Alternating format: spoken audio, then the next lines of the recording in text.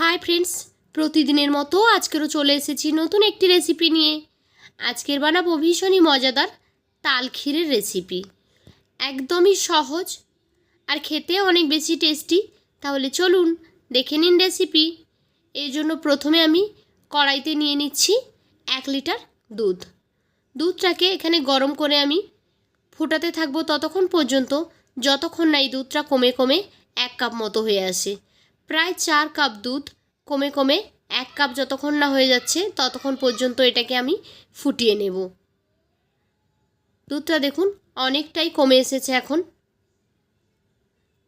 আরও কিছুক্ষণ আমি এটাকে গাঢ় করে নেব। প্রায় 1 কাপ মতো হয়ে গেছে, এখন অনেকটাই কমে গেছে।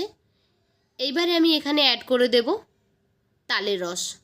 আগের থেকে বের করে রাখা তালের রস দিয়ে দিচ্ছি এখানে আমি 1 কাপ। দুধটা দেখুন খুবই ঘন একেবারে, সেই সঙ্গে তালের রসটা দিয়ে খুব ভালোভাবে একসঙ্গে মেল্ট করে নিচ্ছি। এখন এখানে পরিমাণ মতো চিনি দিয়ে দেব। আমি এখানে 1/2 কাপ চিনি দিয়ে দিচ্ছি। আপনারা চাইলে কম বেশি চিনিটা দিয়ে দিতে পারেন, যে যেমন মিষ্টি খাবেন সেই অনুপাতে চিনিটা দিয়ে দিতে পারেন। তারপর এখানে আমি অ্যাড করে দিচ্ছি সুজি। আমি এখানে 3 চামচ মতো সুজি ইউজ করেছি।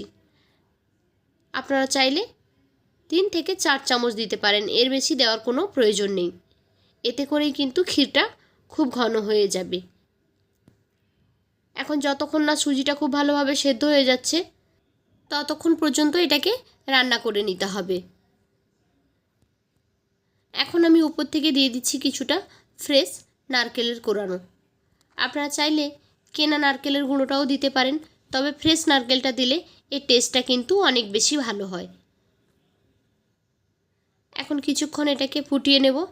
একদম ঘন একটা ক্ষীর তৈরি হয়ে যাবে। রান্নাটা আমার একেবারেই কমপ্লিট হয়ে গেছে।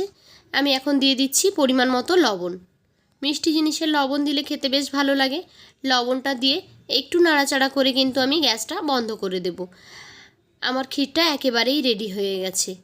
এখন এটাকে আমি সার্ভিং বলে ট্রান্সফার করে নেব। গ্যাসটা এই মুহূর্তে আমি বন্ধ করে দিচ্ছি।